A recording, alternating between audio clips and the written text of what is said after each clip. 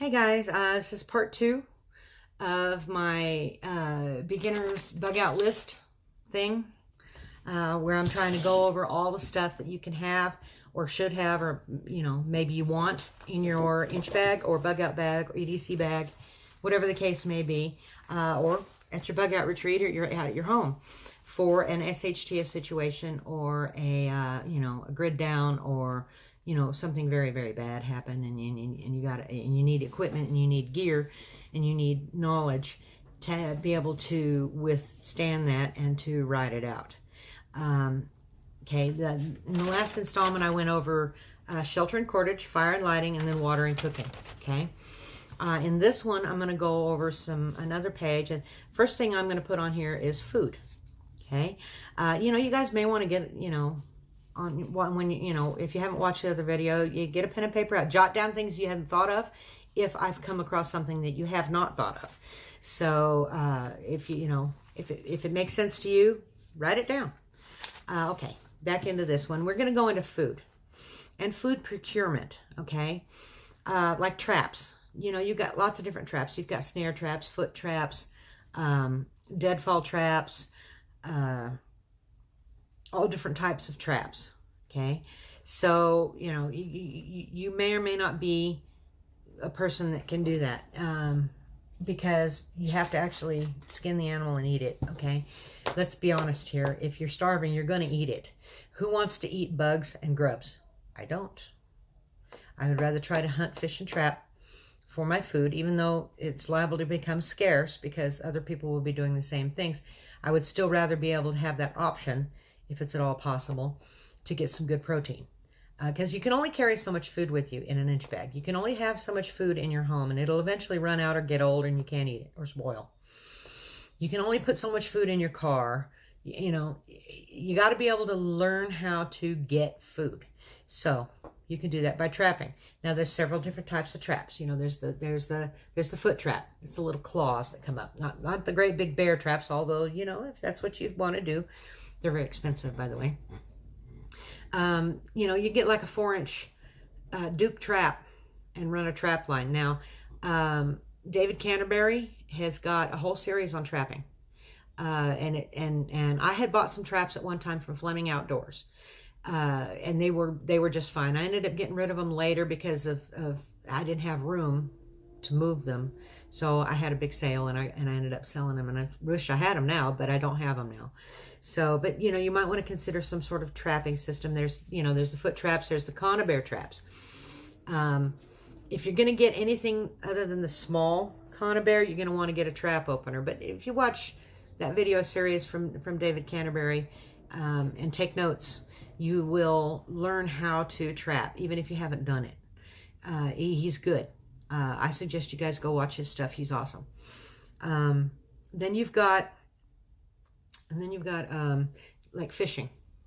All right. You've got you got your standard fishing pole, and you sit there, but unless you have nothing else to do, that's I'm expecting, though, that if I'm in a bug out situation, I've got to do a lot of things. I've got to gather firewood. I've got to make my shelter. If I don't have it set up, I have to build it. I want my fishing stuff to be working for me when I'm not there. Same with traps. You're going to get, according to the gray-bearded green beret, you're going to get about 1 meal out of every 10 traps. So if you set 2 traps, guess what? You're going to eat once about every 5 days if you're lucky. So what you need to do is you need to set a bunch of traps, different types. You might want to set your wire snares on an angled limb up to a tree so that you can maybe get a squirrel, or a twitch-up trap on a rabbit trail so you can maybe get a rabbit. You're going to want, they got those yo-yo traps. Now, those are pretty cool. The yo-yo traps, you set them up, and then when a fish hits it, it reels them in for you. You check your traps once or twice daily. If you're not too far from the fish traps, check them a little more often, okay? Because fish, you might get in, a school might swim by, and you've missed out if you only check it once a day. You only get 1 fish off of that, when you could have reset it, threw it back out, and 20 minutes later got another fish. So you're going to want snares, like your twitch-up snares. You can use things like real thin. You can use the green wire that you used to tie up plants with, whatever that's called. You can use that. You can use ready-made snares. Now, do keep in mind, snares are pretty much of a one-time use item. Okay, chances of you, especially a cable snare, because if they fight it really bad, they're going to mess up the cable. If they mess up the cable, you can't use it anymore. So every snare that you make or that you set, consider it a one-time use, and if you can get more than one use out of it, you're lucky. Okay, they have, like for raccoons, they have this little tube, and you bait the inside of that tube, and a raccoon reaches in there to grab that bait and catches his arm caught, and you've caught a raccoon. Okay, so they have those as well. You might want to learn how to raise livestock, chickens, rabbits, if you're going to stay at home, that is. Chickens, rabbits, goats, pigs, whatever the case may be. Now, you do have to keep in mind that if you do have those particular types of livestock, you're going to have to figure out some way to feed those particular types of livestock, unless you're just going to eat them all and not have any more. But like chickens, they can forage pretty good for themselves. You know, you might want to stock up on some chicken scratch grain and just throw a handful out every day just to keep them coming in. Okay, throw it in the chicken coop at night. So they all go, or in the afternoon, so they all go in there and you can shut them in.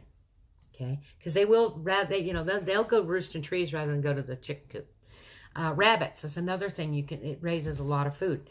You can feed them grasses and things. And different things that rabbits eat. You might need, other than the commercial rabbit pellets, I'm not real sure what they eat in the wild. You know, I don't think it's just carrots like Bugs Bunny. There's other things that they eat too. I don't think they dig up roots, but I think they eat grasses and shrubs and different types of leafy green stuff. But definitely check it out. Okay, goats, you can stake those guys out. Now, unless it's snow on the ground or a solid sheet of ice where they can't forage, you can actually stake goats out. Now, keep in mind, if you're keeping a goat for its milk, the milk will be tasting like what they're eating. So if you've got them staked in a patch of weeds and they're yucky weeds, their milk's going to taste yucky. So if you're going to use goats for milk, what you're going to want to do is you're going to want to feed them good quality alfalfa and a nice sweet grain, and that way your milk tastes good. You can stock up on those if you have a barn, but of course they'll only last so long. Most people are raising goats for a little bit of milk and then meat. Okay, because goats, they'll have babies twice a year, and if you're lucky and get twins each time, that's 4 goats a year out of 1. You know, at least you get 2. So, now what else? Tracking. Oh, you need to learn how to track game. Okay, you need to learn what paw prints are what. You need to know what a bear paw print is, because there are other predators out there besides a human predator. There's mountain lions, there's bears, there's wolves. Okay, those are the 3 main. And bears, I'm considering all bears: black bears, brown bears, grizzly bears, polar bears, all those. I've been watching a lot of videos the last couple of weeks on bears because I want to learn about them. Very scary stuff. Okay, bears are very scary to me. So are mountain lions. Actually, mountain lions are even more so because most people never even see them before they attack. Bears come in like a freight train. But mountain lions will sneak up behind you, or they'll drop down from above. So, you know, definitely learn about the predators in your area. Okay, because you're not the only predator, but learn how to, you know, identify the tracks. Okay, because if you're walking along and you see this big track, is it a mountain lion or is it a bear? Okay, you need to know the difference. You need to know the difference between a dog track and a coyote track, and I'll tell you real quick what that is. A dog track is round. A coyote track is oval. You know, it's more oval. They're skinnier they're longer than they are wider. I don't know about a wolf, but a coyote track is long and narrow oval, and a dog track is round. So I don't know about the wolf. That's stuff I need to learn still. So, but yeah, you got to learn learn about tracking. You got to know what kind of game is in your area, so you know what kind of traps to put out. You can eat wolf. You can eat bear. You can eat mountain lion. You can eat the predators. The meat is good. I've had bear sausage. It was really delicious. Okay, went really good with blackberry brandy. Anyway, another story. Okay, the next item on my list is security and protection.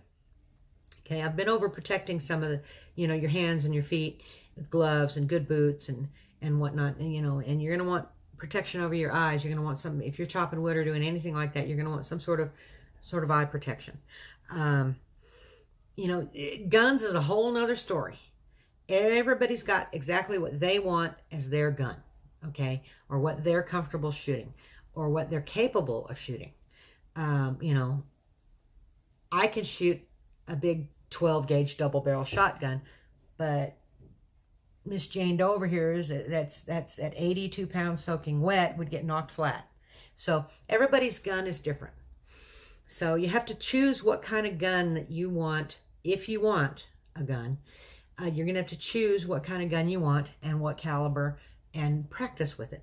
Whatever you do, practice with your gun. Learn how to clean it. Learn how to break it down. Learn how to shoot it. Learn how to move and shoot it at the same time. Okay? You need to take a gun safety course. If you've never had guns and you don't know anything about them and you think you might need one, take a safety course, please. You don't want to accidentally shoot your foot off, okay? Or somebody else's foot off. Or kill somebody, that's worst case scenario. On your security plan, you're going to have some sort of light. Okay, again with the rechargeable headlamp or rechargeable flashlight or Lucy lights. You need some sort of light so you can see what's going on around you. You might want to consider tripwires. Okay, there's a lot of things you can do. You can set up, I think it was Such who it was a mousetrap he'd set with some pistol primers and a tripwire, and when they hit the tripwire, the mousetrap shut, hit the pistol primers, and then went pop really loud. Another guy set up with one of those air horns. There's a lot of things you can do for a tripwire, okay? So, just something that would, a stack of tin cans with a string, just something that will make racket so somebody's in your area, or an animal. Most likely, if you are in a bug out situation, it's going to be an animal. So, but you never know, right? So you need some sort of way to some sort of a perimeter security. You're going to need concealment. Okay, whether that be gray man or being behind a layer of brush where people can't see you, or whatever the case may be, you're going to want at some point to be concealed. You don't want people knowing you're there. You don't want them, if it's a bad group of thugs going by, you're going to want to be able to conceal yourself in whatever the situation, whether it be in the town or out in the country or in the water. There's different ways you can conceal yourself. You might want to study up on that. If you're more than one person in your group, if you have 3 or 4 people, you're going to want one person standing guard.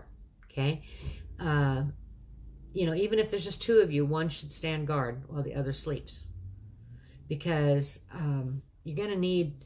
You don't want something sneaking up on you in the middle of the night. Let's say you're out in the woods and you're in the Rocky Mountains. Okay. And you go to sleep and a bear grabs you by the head and drags you off, and you not even half awake when it first happens, you miss grabbing your gun. Okay. It's something to be careful about. Predators are huge up there in the mountains. The grizzly bear is the biggest land predator in the United States, in North America. I think in the world, but anyway, for sure in North America. Okay. You're going to want maybe have somebody standing guard. 2 or 3 or 4 hour shifts. Like, okay, you stay up till midnight. I'll wake up, and at 4 o'clock in the morning, I'll wake you up, and then I'll go back and get a couple more hours sleep. Okay, just kind of take turns. If you've got several people in your group, 5 or 6 people, you're going to want somebody to kind of do a patrol or a scout. Okay, you're going to want to send them out and have them look. You got to know if something's sneaking up on you. Okay, while they're scouting, they might be able to hunt for something. Remember, when you're hunting and you're in a survival situation, you don't want to blast away with 20 shots. Kill it with 1 shot. Be that good. Practice. Because 1 shot, 1 kill. Okay? And it's possible you have to hit a second shot, but it's hard for somebody to get a beat on your location with 1 shot. Okay? And if you're in an area where you think there might be other people and you're wanting to stay concealed, 1 shot. Which is part of the reason why traps are good, because they're quiet. Okay. If you don't have the yo-yo traps, they have the hook setters. Basically, it's a spring-loaded hook. You got your bait here. It pulls down and it makes the spring open. Okay, and when it does, it sets the hook. Let's see. For your protection, like I said, predator protection. Protection for your hands. You know, like they have chainmail gloves. Okay, they're like old school, you know, knights in shining armor chainmail gloves. Only these aren't probably as heavy as they were back then. Protect your hands, okay? Bug netting to protect yourself from getting eaten alive by bugs. And if you're way up north, black flies are a huge issue. So is big old mosquitoes in Alaska and places like that. You know, you're going to want to get some bug spray. You can make some Nesmox Punky Dope. Nesmox Punky Dope. Excuse me. Said that 3 times real fast. Anyway, you know, you'll have to look up how to do that. There's videos on it on YouTube on how to make it. Now, the next category is communications and electronics, okay? Your electronics going to need to be charged. We already went over the, in the last video, we went over the portable folding solar panel with your rechargeable devices, okay? You might want to consider one of those little ham radios or handheld CB radios. You might want to, you know, do your research. I think you can find some that are rechargeable via USB. You know, if it's not a grid down situation where, you know, it's an EMP or a CMA, you might still have a cell phone. You want to keep it charged, okay? Because you're going to be checking periodically to see if there's any cell phone coverage. And if you don't have some way to recharge it, you can only check it so many times before the battery's dead, okay? If you're, you know, really high tech and you have a satellite phone, okay? A two-way radio. There's a lot of ways for communications. You know, you can make smoke signals, okay? They have, and I saw them at wish.com. They're super cheap. They're colored smoke bombs, okay? And they'll put out red or pink or yellow, whatever different color smokes they have. And, you know, if you're actually lost and you're trying to get somebody's attention, you can put up one of these colored smoke bombs, and there's no way they could mistake it for a campfire or fog or, you know, anything, because it's, you know, bright purple cloud of smoke. Yeah, that'll get their attention, okay? You can, you know, there's things like signal mirrors, okay? If you are in a patrol, and I'm going to sit over here on this area, and you sit over there, and we'll just keep watch. And if you see something, you turn to your friend, you signal them with a mirror, and then you book it on out of there and let them know, okay, there's somebody there, okay? You know, that's part of the patrol thing. You know, any kind of signaling or communication, like an orange vest, so, you know, people know that you're not an animal. They have signal flags, okay, whistles. If you're trying to be more stealth, you can make signals with like animal sounds, like if it's in the evening, an owl hooting, okay? You can moo like a cow. And I could make those noises for you, but I've got a little too much self-respect to do this on YouTube. You know, you can make animal noises like bleat like a goat. Maybe it'll lure in your enemies and you can dispatch them, okay? If they're enemies. But, you know, don't be dispatching anybody unless you're for sure they're enemies and they're going to kill you or something. There's hand signals. You know, like this means stop. You know, you can make whatever hand signals you want. You know, you can make your hand signals this. What doesn't make any difference? Just have hand signals in your group that everybody knows. Whatever the case may be, everybody knows what it means. Now, you might want to consider code words, okay? Because you're going to call out before you come back into camp, you know? Make your code word like, hey, Bobby, are you there? When your friend's name is Kenneth or something, okay? And if he answers, yeah, I'm here, you know that he's not alone, okay? Because his name isn't Bobby. Use code words to convey things. As far as communication, now, you know, you can learn Morse code. It's pretty complicated.